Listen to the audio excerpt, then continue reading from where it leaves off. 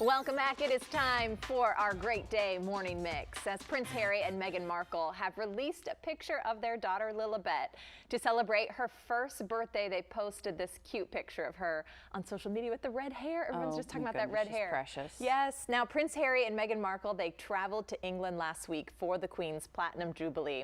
It was the Queen's first time meeting her great-granddaughter since Prince Harry and Meghan quit their official royal duties and they moved to Los Angeles in what was a quiet move, and we never talked about it at all. Oh, no, it was so under the radar. Yeah. But I love that they got to meet, and what a special weekend, not just the Platinum Jubilee, but then she gets to meet her great-great-granddaughter, who's named after her, her nickname. Right. But that red hair. I know. And you know, in the end, they were able to raise over $100,000 for charity. For World Central Kitchen. Yes, for her Jose birthday. Andres, yeah. Can you imagine you're 1 year old and you already are able to raise that kind of money just for turning a year old? That's incredible, the influence she will have. Oh, she absolutely is around the world for sure. But happy birthday, Lilibet. Yes. Glad we got to see her. I know, finally.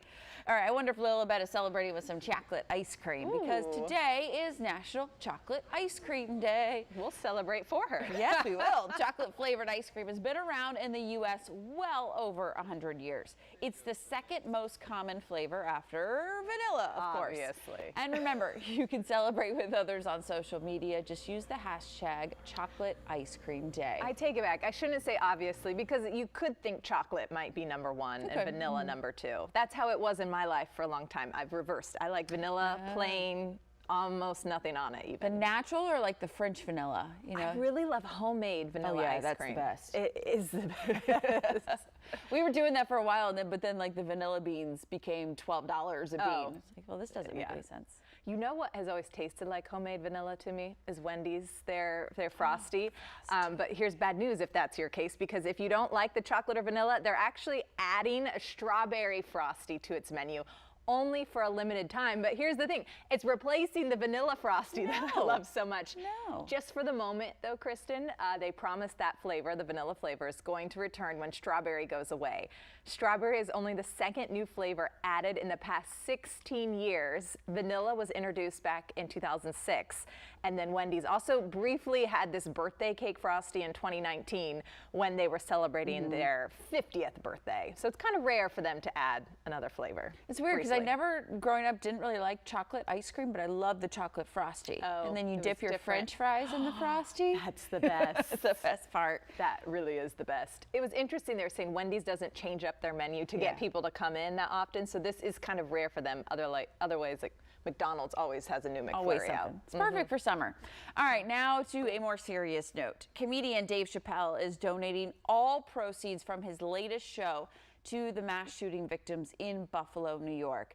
The Shays Performing Arts Center, says Chappelle, performed stand-up there on Sunday, and then the money from the show at that Performing Arts Center is going to the family members of the victims of the Top supermarket shooting.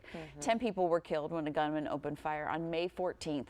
3 people were injured. The suspect in the shooting is facing 25 charges, and if convicted, he could spend life in prison without parole. Dave Chappelle, really no surprise that he's doing something like that. Incredible honor and incredible move by him. Sounds like it was a last-minute booking I was reading, but there are about 3,000 seats in that auditorium. So when you think of the money, and he said on stage there, this is all going to, there were some family members who were there. Right. And so he said, this is all going to you.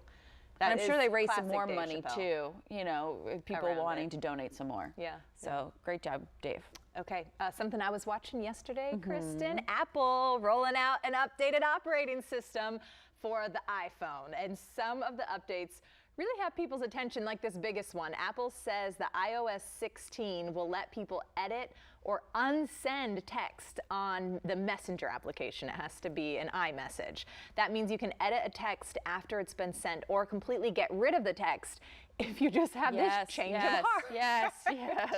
These updates are probably going to roll out later this year. They had so many updates. This is the one that's getting the biggest attention. I feel like the lock screen's going to change a little bit on your phone, more options. That focus feature will let you, you can silence emails. Oh, I love from that. work. That's my favorite thing. I see you a lot often. It tells me when I text you at night, Kristen is on. Yeah, Don't I bother put me do or not what- disturb on Yeah, do at not night. disturb. And I didn't know until I saw somebody else that it actually tells you that tells you're you. on do not disturb. Kristen I is love that. on her own. But how many times, right, have you accidentally texted the wrong Yeah, person? yeah. I'll be sending something to my husband, but maybe I'll have just texted you, and that's the one that pops up. You have to say, Like, whoops.